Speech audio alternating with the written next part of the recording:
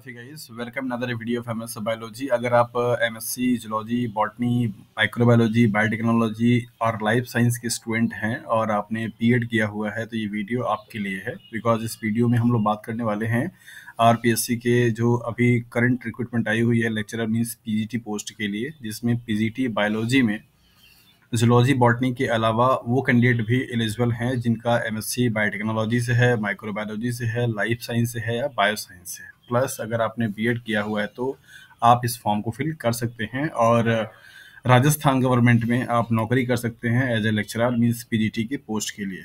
तो आइए देखते हैं कि इस पोस्ट को अप्लाई करने के लिए क्या क्या चीज़ों की एलिजिबिलिटी क्राइटेरिया है, क्या एग्ज़ाम का पैटर्न होगा, एज वेल एज क्या क्या चीज़ों का आपको रिलैक्सेशन मिल पाएगा अगर आप वहाँ के लिए फॉर्म अप्लाई करते हैं तो। सबसे फर्स्ट ऑफ ऑल ये फॉर्म किसी भी स्टेट के कैंडिडेट अप्लाई कर सकते हैं। कोई रेस्ट्रिक्शंस नहीं है कि आप राजस्थान की सिर्फ होनी चाहिए या राजस्थान का कोई आपका एकेडमिक सर्टिफिकेट होना चाहिए, ऐसा कोई भी बाउंडेशन नहीं है। तो आप किसी भी स्टेट से बिलोंग करते हैं और अगर आपका क्वालिफिकेशन एमएससी प्लस बीएड है तो आप ये फॉर्म फिल कर सकते हैं।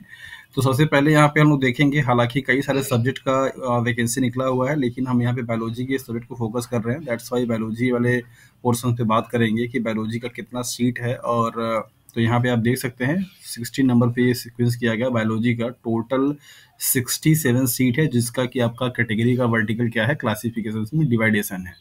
आप उस पीडीएफ को भी राजस्थान के आरपीएससी की वेबसाइट से डाउनलोड कर सकते हैं या sarkari.com से भी डाउनलोड करके देख सकते हैं कि कौन कौन से कैटेगरी के लिए क्या क्या आपको डिवाइडेशन है। टोटल 67 सीट है। अगर आप राजस्थान के हैं फिर तो आपको कैटेगरी का बेनिफिट मिलेगा, अदरवाइज आप जनरल कैटेगरी के लिए क्या करेंगे, अप्लाई करेंगे और उसके लिए सीट आपको 16 यहाँ पे दिख रही होगी, राइट। देखते हैं यहाँ पे जो आपका राजस्थान का पीएससी है उसके लिए एलिजिबिलिटी क्राइटेरिया क्या है। हिंदी में ही हालांकि ये पीडीएफ है। अनिवार्य शैक्षणिक योग्यता मीन्स एसेंशियल क्वालिफिकेशन।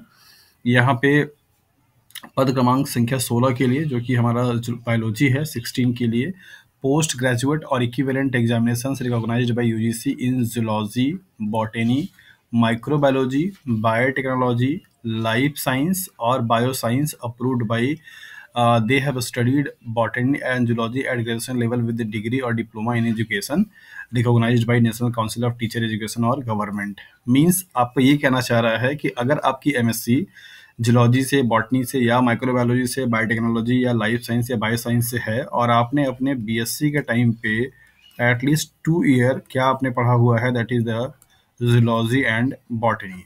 मतलब यहाँ पे क्राइटेरिया लगा दिया गया है कि अगर आपने ग्रेजुएशन में बायोलॉजी से बीएससी किया हुआ है तो डेफिनेटली आपने जूलॉजी बॉटनी पढ़ा होगा।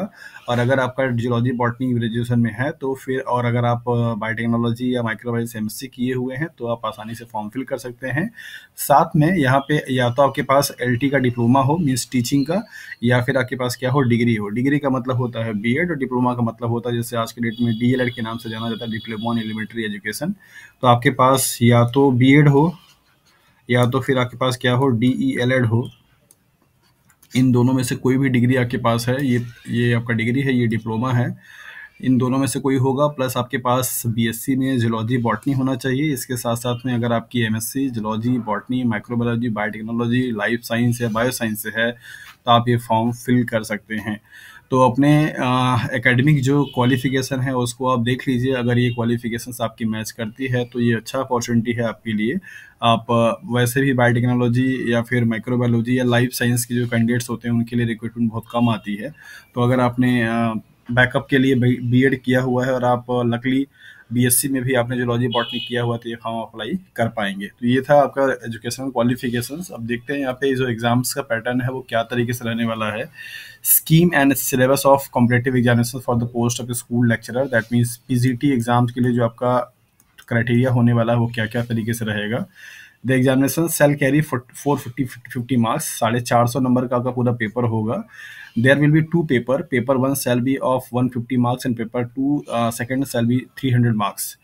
2 पेपर होगा जिसमें से एक पेपर का जो मार्क्स होगा आपका 150 नंबर का होगा, दूसरा वाला पेपर होगा आपका 300 नंबर का होगा। टोटल मिलाकर के 450 मार्क्स के आपके पेपर होंगे। Duration of paper 1 shall be 1.5 hours, मतलब आपको पहले वाले पेपर के लिए इसमें 1.5 घंटे का 150 क्वेश्चन है, आपको 1 and 30 मिनट्स आपको दिया जाएगा और दूसरे वाले के लिए आपको 3 घंटे का समय दिया जाएगा। तो 3 घंटा, 1.5 घंटा इस तरीके से जिस जैसा मार्क्स का डिवीज़न है, मतलब पहला वाला पेपर जो होगा वो आपका क्या है 150 नंबर का है, तो 150 मार्क्स के लिए आपको 1.3 आवर्स दिए जाएंगे। दूसरा वाला जो पेपर है वो आपका क्या है 300 मार्क्स का है और उसके लिए आपको समय 3 घंटे का दिया जाएगा। इस तरीके से क्या है इनका चॉइस है। All the questions in the both the paper shall be multiple choice question, सारे के सारे जो क्वेश्चंस होंगे वो एमसीक्यू होंगे। रिटन एग्जाम आपका कुछ भी नहीं होगा, पेपर 1 पेपर 2 दोनों में ही। Negative marking shall be applicable in the evaluation of answers, for every wrong answer 1/3 of the negative marking marks prescribe for the particular question shall be deducted. आपको बताया जा रहा है कि अगर आपका जो भी, जैसे सपोज यहाँ पे 150 नंबर का है, एग्जाम्पल के तौर पे अगर मान लीजिए 1 नंबर का क्वेश्चन होगा तो उसका 1/3 जो होगा वो नेगेटिव मार्किंग आपको काट दी जाएगी अगर आप कोई क्वेश्चन गलत करते हैं तो नेगेटिव मार्किंग है, इसलिए बहुत एक्यूरेसी के साथ तैयारी आपको करना पड़ेगा। यहाँ पे आपको दिखाया गया है that means wrong answer shall be means as incorrect answers और मल्टीपल आंसर्स। अगर आप एक ही क्वेश्चंस के लिए एक से ज़्यादा ऑप्शंस लगाते हैं तो भी वो गलत माना जाएगा, 1/3 नेगेटिव मार्किंग कटेगी। और अगर आपका जो 4 ऑप्शन दे रखा है उसमें से कोई एक आपने जो लगाया अगर वो गलत है तो उसको भी आपको नेगेटिव मार्किंग के कैटेगरी में रखा जाएगा।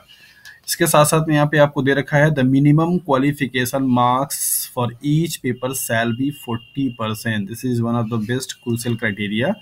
आपको दोनों ही पेपर में अलग अलग 40% का मिनिमम मार्क्स क्या करना पड़ेगा, स्कोर करना पड़ेगा। तो 150 नंबर का 40%, 300 नंबर का 40% आपको स्कोर करना पड़ेगा, तब जाकर के आपकी कॉपी क्या होगी इवेल्युएट की जाएगी। अगर आपके मार्क्स 40% से कम है तो आपका कॉपी चेक ही नहीं किया जाएगा, मतलब आप उसमें इवेलुएट नहीं किए जाएंगे। Provided that the percentage fixed as above shall be relaxed by 5% of the candidates belonging to the scheduled caste और शेड्यूल्ड ट्राइब कास्ट। एससी और एसटी कैटेगरी के लोगों को जो कि राजस्थान से बिलोंग कर रहे होंगे उनके लिए 5% का छूट है। दैट मीन्स उनके लिए क्राइटेरिया क्या होगा 35% का होगा। तो 40% आपको मिनिमम स्कोर करना होगा। जितने कैंडिडेट्स 40% से ज़्यादा का मार्क्स स्कोर करेंगे उनमें से क्या होगी मेरिट इंडेक्स बनेगी और मेरिट के बेसिस पे क्या होगा आपका सिलेक्शन होगा। यहाँ पे सिंपली सिलेक्शंस के प्रोसीजर उन्होंने दे रखा है जिसका पीडीएफ आप डाउनलोड करके पढ़ सकते हैं। उन्होंने बताया है कि आपके जो एग्जाम्स होंगे उन एग्जाम्स को ज़रूरत पड़ने पर नॉर्मलाइजेशन किया जाएगा और उसके बाद आपकी क्या होगी मेरिट लिस्ट बनाई जाएगी और उसी मेरिट लिस्ट के बेसिस पे क्या होगा सिलेक्शन आपको किया जाएगा। यहाँ पे पेपर 1 और पेपर 2 का आपको सिलेबस भी दे रखा है किस तरीके से आप करने के लिए। 1 घंटा 30 मिनट का टाइमिंग होगा पेपर 1 के लिए, जिसमें 5 आपको यूनिट दे रखा है। That is history of Rajasthan, India history with special emphasis on Indian national movement. आपको राजस्थान की हिस्ट्री पढ़नी पड़ेगी और इंडिया का भी हिस्ट्री पढ़ना पड़ेगा। दूसरा mental ability test, statistics secondary level, mathematics secondary level, language ability test, Hindi और इंग्लिश। पूरी तरीके से आपको 5 चीज़ों का कमांड होना चाहिए।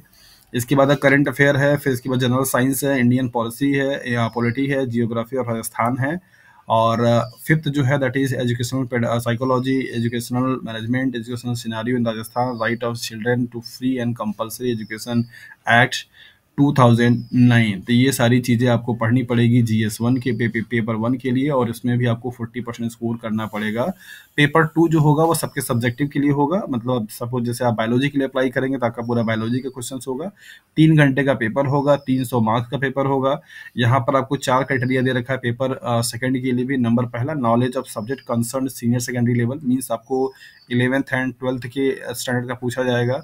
और इसके बाद आपका ग्रेजुएशन मीन्स आपके BSc लेवल का पूछा जाएगा। फिर इसके बाद आपका post graduation means MSc level का पूछा जाएगा। इसके साथ साथ में pedagogy, teaching learning material, use of computers and information technology in teaching learning, ये भी आपको रहेगा सब्जेक्ट वाले ही पेपर में। तो आपकी जो सब्जेक्ट की पकड़ है वो 11-12 से लेकर के पूरे मास्टर क्लास मास्टर लेवल तक का। साथ साथ में आप अगर टीचिंग है, अगर आप टीचर है तो टीचिंग को बेहतर बनाने के लिए करेंटली जो भी विजुअल एंड ऑडियो एड्स चलते हैं उनको आप कैसे यूज़ कर पाएंगे, कंप्यूटर साइंस का क्या एप्लीकेशन है, कौन कौन से सॉफ्टवेयर, ये सब के बारे में आपसे जानकारी लिया जाता है। तो इस तरीके का ये आपका इनका सिलेबस का डिज़ाइनिंग है। और बाकी यहाँ पे कुछ एक्स्ट्रा इन्फॉर्मेशन आपको दे रखा है चयन प्रक्रिया में, जिसकी मैं बात कर रहा था। अभ्यर्थियों का चयन प्रतियोगी परीक्षा के माध्यम से किया जाएगा। आवश्यकता पड़ने पर आयोग द्वारा उत्तर पत्र और उत्तर पुस्तिका के मूल्यांकन में स्केलिंग, मॉडरेशन, नॉर्मलाइजेशन पद्धति को अपनाया जा सकेगा। संबंधित सेवा के नियम 28 के अनुसार आयोग द्वारा उपयुक्त पाए गए अभ्यर्थियों के नाम राज्य सरकार नियुक्ति प्राधिकारी की अनुशंसित किए जाएंगे, जो लिखित परीक्षा में प्राप्त अंकों की मेरिट के क्रम में व्यवस्थित होंगे। तो आपका जो रिटन एग्जाम होगा दैट मीन्स ये आपका जो एग्जाम कराया जाएगा 300 और 150 नंबर का, उसमें आपके जो मार्क्स आएंगे उस मार्क्स के बेसिस पे क्या होगी मेरिट बनेगी। परीक्षा का स्थान और माह आपको अभी सूचना नहीं है। परीक्षा स्थान व तिथि के संबंध में यथावत सूचना किया जाएगा। आपको इन्फॉर्मेशन अलग से दिया जाएगा कि ये वाला एग्ज़ाम आपका कब होगा और कहाँ पे होगा, ये आपको क्लियर रहेगा। परीक्षा योजना व पाठ्यक्रम उक्त पदों से संबंधित सेवा नियम 22 के अनुसार प्रतियोगी परीक्षा के रूप में आयोजित की जाएगी। उक्त नियम में उल्लिखित परीक्षा योजना के अनुसार परीक्षा वस्तुनिष्ठ रूप में ली जाएगी, जिसके सभी प्रश्न पत्र वस्तुनिष्ठ प्रकार के होंगे। विस्तृत पाठ्यक्रम आयोग की वेबसाइट पर पृथक से जारी किया जाएगा। आपके सभी सब्जेक्ट का जो सिलेबस होगा आरपीएससी की ऑफिशियल वेबसाइट पे आपको टाइमली क्या कर दिया जाएगा, रिलीज किया जाएगा, आप वहाँ से डाउनलोड कर पाएंगे। आवेदन की मीन्स फॉर्म को अप्लाई करने का जो स्टार्टिंग होगा वो 5 नवंबर से होगा और लास्ट जो डेट होगा वो 4 दिसंबर तक रहेगा। तो अभी ये फॉर्म एक्टिव नहीं है, ये नवंबर के फर्स्ट वीक में क्या होगा, एक्टिव होगा। तो आप अपनी तैयारी अच्छे से देख लीजिए, कर लीजिए। अगर आपकी जो एजुकेशनल क्वालिफिकेशन है मैचअप करती है तो डेफिनेटली आप इस फॉर्म को अप्लाई कर सकते हैं। और इसके बाद भी अगर आपको इस फॉर्म के रिगार्डिंग में कोई प्रॉब्लम है तो आप अपने प्रॉब्लम को कमेंट सेक्शन से मैसेज कर सकते हैं। जो भी उसके लिए पॉसिबल सोल्यूशंस होगा उसको हम रिप्लाई करेंगे। So thank you for watching this video.